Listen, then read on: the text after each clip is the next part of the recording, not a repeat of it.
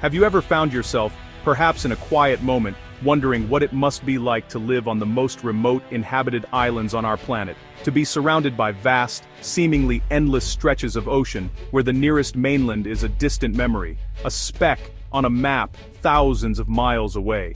These are places so far removed from the bustling heart of our modern world that the journey to reach them feels less like a simple trip and more like a voyage to another world entirely, a pilgrimage across the great blue expanse. Here, in these isolated pockets of humanity, life unfolds in ways that are both beautifully simple and profoundly complex. The rhythms of the day are dictated not by the relentless pace of cities but by the ebb and flow of the tides, the direction of the wind and the changing of the seasons. Isolation is not merely a geographical fact, it is a force that has meticulously shaped every facet of existence, from culture and language to the very spirit of the people who call these islands home. In our journey today, we will explore 3 such incredible islands. We will venture to the dramatic, sea-swept cliffs of the Faroe Islands, witness the otherworldly landscapes of Socotra, and finally, land on the shores of St. Helena, a tiny bastion of life in the immense South Atlantic. Together, we will discover how, in these far-flung corners of the Earth, isolation has nurtured some of the most resilient and extraordinary communities our world has to offer.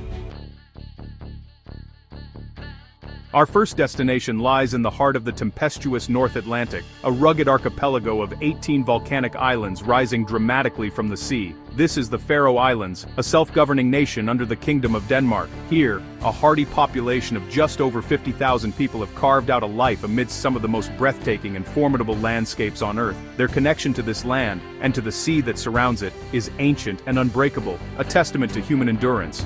The scenery is nothing short of mythic.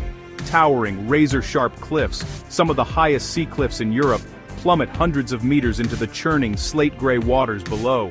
After a fresh rain, which is a frequent occurrence here, these colossal rock faces come alive with a myriad of waterfalls.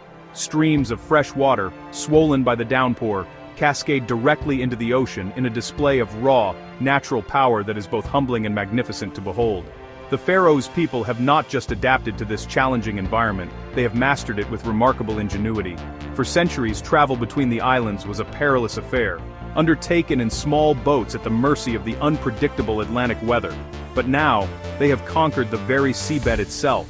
A network of sub-sea tunnels, marvels of modern engineering, burrows deep beneath the ocean floor, connecting communities that were once separated by treacherous sea passages. Driving through these tunnels is a surreal experience. You descend into the earth, the light of day fading behind you, and travel for miles in a well-lit tube, all the while conscious of the immense weight of the ocean pressing down from above. It is a powerful symbol of the Faroese spirit, a refusal to be divided by the natural barriers of their homeland.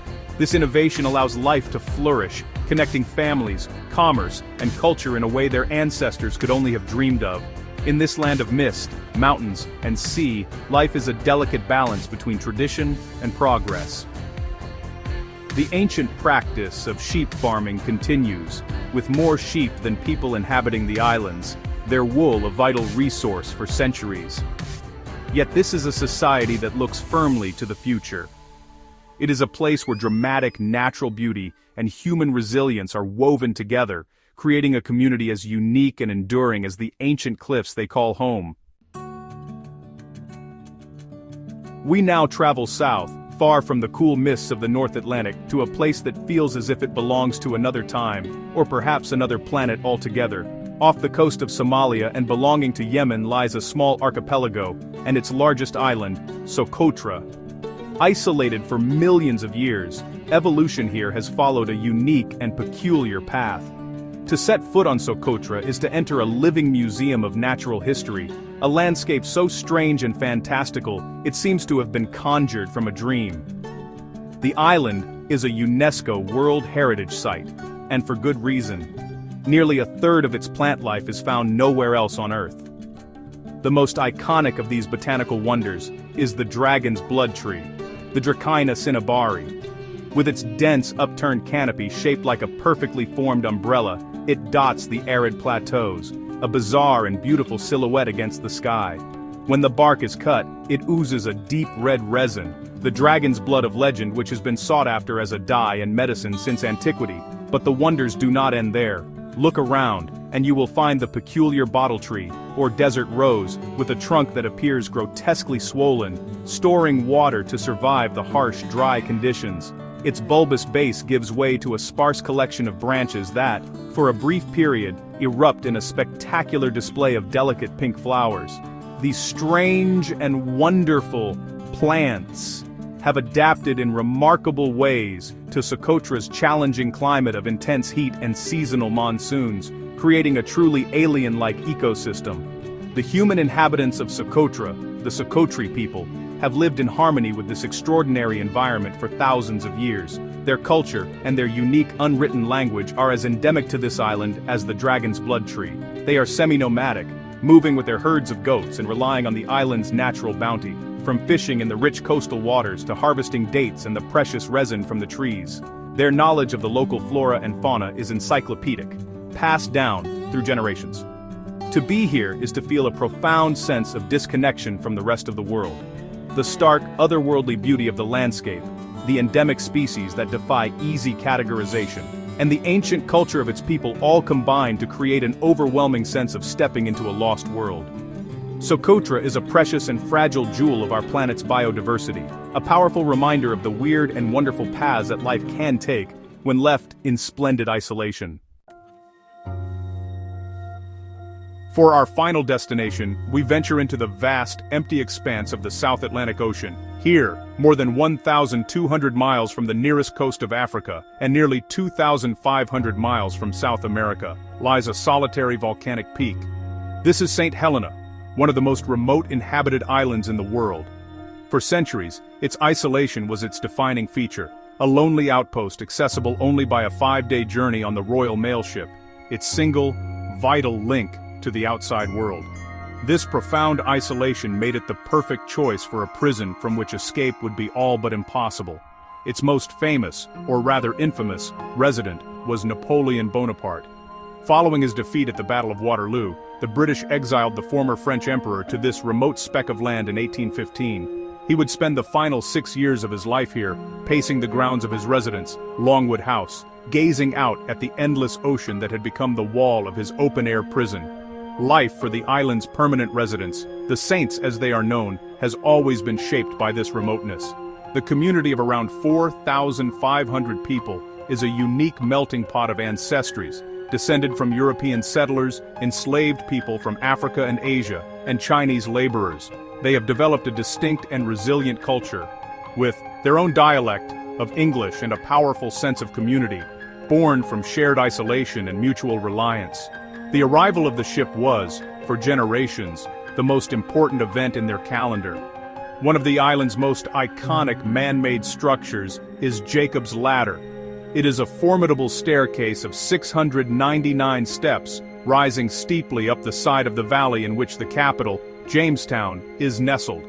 Originally built in 1829 as an inclined plane to haul goods, it now serves as a grueling but rewarding challenge for locals and the few visitors who make the long journey here, offering breathtaking views of the town and the vast Atlantic beyond. However, the island's deep isolation has recently been broken. In 2017, a commercial airport was opened, controversially at first, but now providing a direct link to the outside world. This has brought profound change, offering new opportunities for tourism and connection, but also challenging the very nature of what it means to be a saint. St. Helena stands at a crossroads, its future being rewritten as it navigates the delicate balance between preserving its unique heritage and embracing a new era of accessibility. Our journey to these remote corners of our world has shown us that isolation is not an ending, but a different kind of beginning. From the sub-sea tunnels of the Faroe Islands to the alien landscapes of Socotra and the historic solitude of St. Helena, we have seen how life, in all its forms, adapts, endures, and flourishes in the most extraordinary of circumstances. These islands are not empty spaces on a map.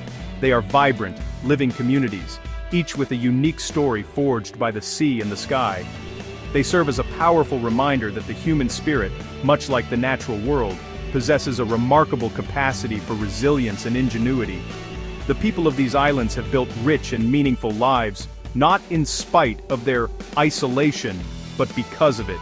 Their cultures, their innovations, and their deep connection to their environment offer a perspective that is often lost in the noise and haste of our interconnected world. They teach us the value of community, the importance of place, and the beauty of a life lived in harmony with the rhythms of nature. As we return from the edges of the earth, let us carry with us the knowledge that our planet is a tapestry of countless, diverse worlds. Even in the most remote, seemingly forgotten places, life continues in ways that are complex, beautiful, and profoundly inspiring. The world is far wider and more wonderful than we can often imagine, filled with stories waiting to be discovered, if only we take the time to look.